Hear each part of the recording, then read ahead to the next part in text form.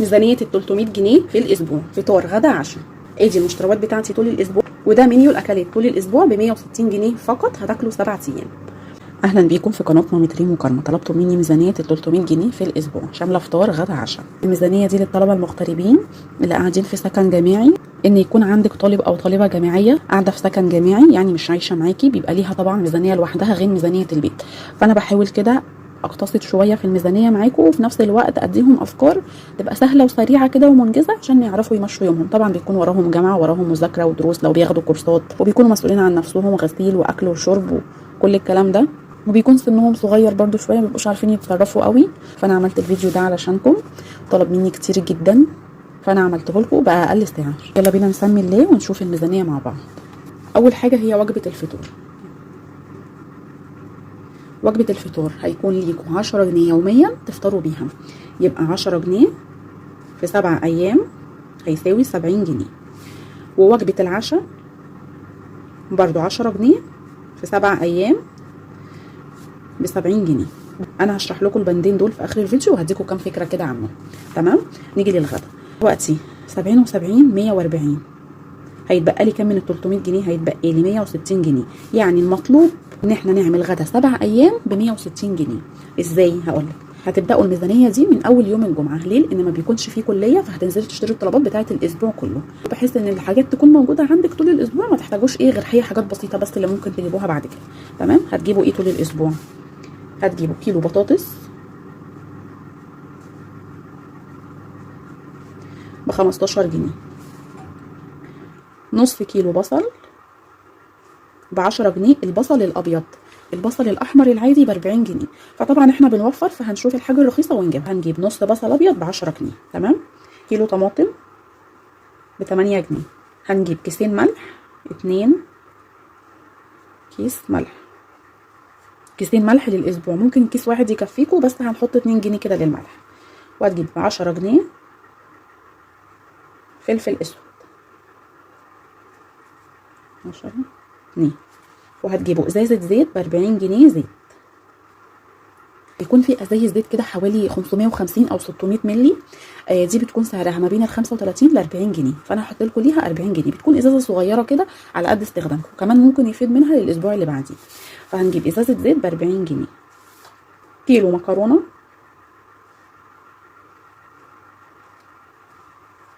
ب 22 جنيه. وهنجيب مرقه دجاج، لو لقيتوا مرقه لحمه هاتوها هتكون افضل، وهنعمل بيها وصفه بعد كده. ما لقيتوش، مرقه الدجاج شغاله ب 3 جنيه. هتجيبوا حوالي كيسين 3 كده من الاكياس اللي هي بتكون صفرة صغيره دي، بيبقى مكعب واحد. احنا هنعمل بيهم وصفتين بس. وهنجيب ب5 جنيه فول، وب20 جنيه بيض، هيبقى 4 بيضات. تمام، 4 بيض كده. وهنجيب كيسين مخلل، كل كيس ب5 جنيه، يبقى كيسين مخلل كل كيس ب5 جنيه، يبقى ب10 جنيه مخلل. وهنجيب 3 اكياس عيش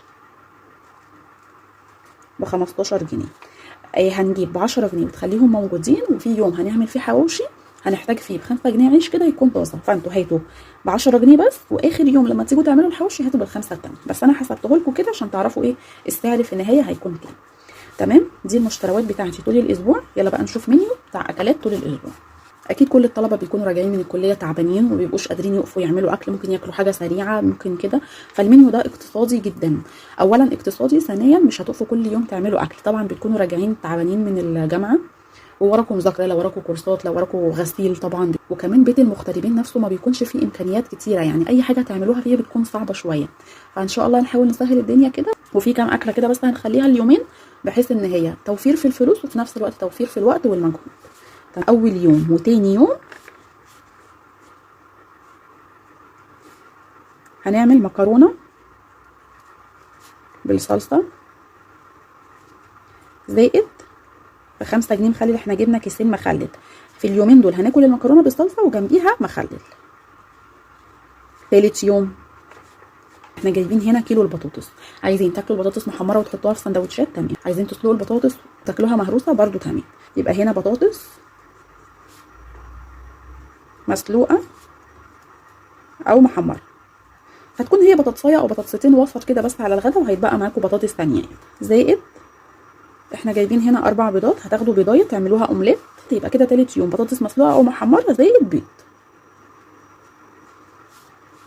بيض مقلي.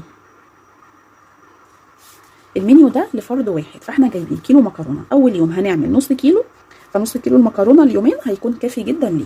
تمام. هنيجي في رابع يوم وخامس يوم هنعمل مكرونه محمره، واحنا جايبين مرقه هنا هنحط ايه مرقه معاها زائد مخلل.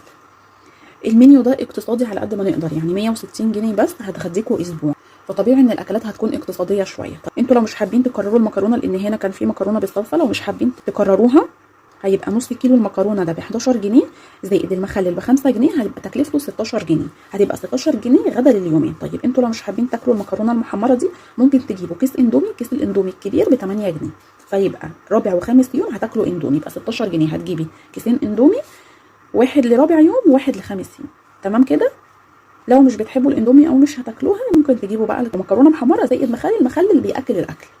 سادس يوم احنا هنا جبنا 4 بيضات، خدنا منهم بيضه بقى 3 بيضات، هنعملهم على الغدا بيض مقلي او شكشوكه.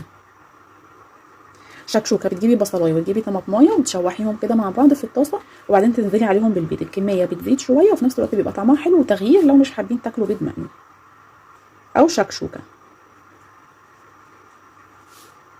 زائد احنا جايبين هنا كيس فول هناكله في اليوم السادس، يبقى سادس يوم بيض مقلي او شكشوكه زائد فول. نيجي لسابع يوم هنعمل حواوشي خضار زائد مخلل.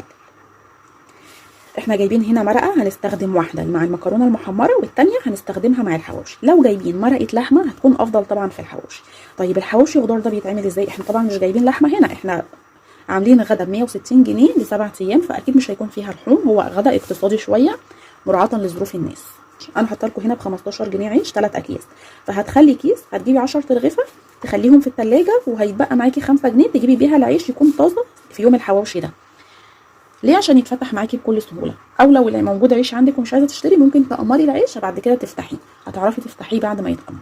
تقمريه كويس على نار هاديه هيتفتح معاكي بكل سهوله. لو مش عندك يعني عيش او المكان اللي بتشتري منه عيش بعيد عليكي، هتعملي بقى الحواوشي الخضار ده ازاي؟ هتجيبي بصلايه وهتشوحيها وهتبشري بصلايه كده تبقى مبشوره ناعم، بعدين تغسليها كويس جدا تحطيها في مصفى وتغسليها كويس جدا تنزلي كل النشا منها وتحطيها مع البصل تتشوح، بعدين تحطي عليها ملح وفلفل اسود وما تكتريش الملح لان احنا هنحط مرقه، المرقه بيكون فيها نسبه ملح.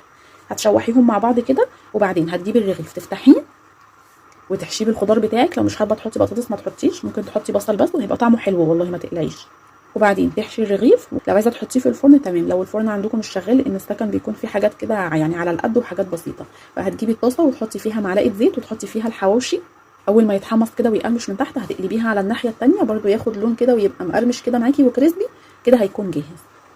طبعا الكميه على حسب، عايزه رغيفين عايزه 3 براحتك، والمخلل هيكون جنبيها هيبقى طعمه حلو جدا. لو مش عايزه تجيبي مخلل ممكن تشيلي ال5 جنيه بتاعت المخلل وتجيبي بيها مثلا شيبسي، تجيبي بيها اي حاجه انت عايزاها، حاجه تاكلك الاكل.